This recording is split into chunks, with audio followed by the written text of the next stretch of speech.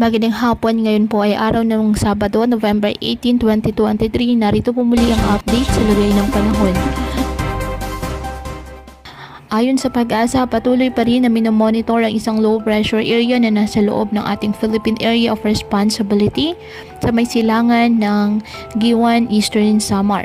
Ang nasabing LPA, mababa pa naman ang tsansa na maging bagyo sa loob po ng 24 oras, ngunit nagpapaulan na po ang traffic extension nito sa ilang bahagi ng ating bansa. Kasabay po yan ng shear line na kung saan ay nakakaapekto sa eastern section ng Visayas at northeast monsoon naman ang nakakaapekto sa Luzon. Hindi pa rin po inalis ang posibilidad na lumakas muli ito at maging bagyo, at kapag nagkataon, papangalan itong bagyong Kabayan ng Pag-asa.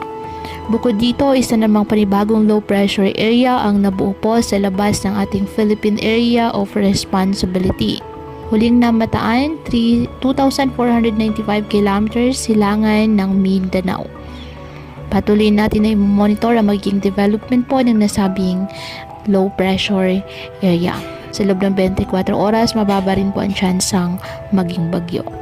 Samantala, may gale warning ngayon na nakataas sa Batanes, Ilocos Norte, Ilocos Sur, Cagayan kasama ng Babuyan Islands, Isabela, Aurora, the northern coast of Quezon kasama ng Polillo Islands, Camarines Norte, Albay, Kalayaan Islands, Sorsogon, the northern and eastern coast of Catanduanes, the northern and eastern coast of Northern Samar, the eastern coast of Eastern Samar, na kung saan delikado po ang pumalaot, lalo na ang ating mga kababayang mangingisda na may maliliit na sasakyang pandagat. Ngayong araw, ang Visayas, Northern Mindanao, Caraga at Davao Region nasahan ng maulap na kalangitan na may kalat-kalat na pag-ulan at thunderstorms dahil po yan sa shear line at trough ng low pressure area. Ang Cagayan Valley, Apayao at Bicol Region, apektado po ng northeast monsoon, kaya asahan din po ang maulap na halangitan na may mahihinang pag-ulan.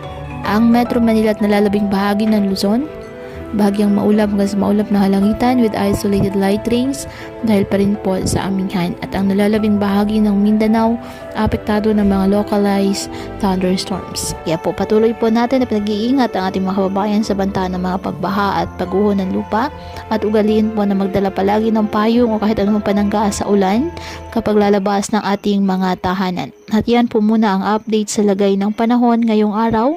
Muli patuloy po tayo na mag-ingat at palaging tandaan, God loves you. Stay safe and God bless.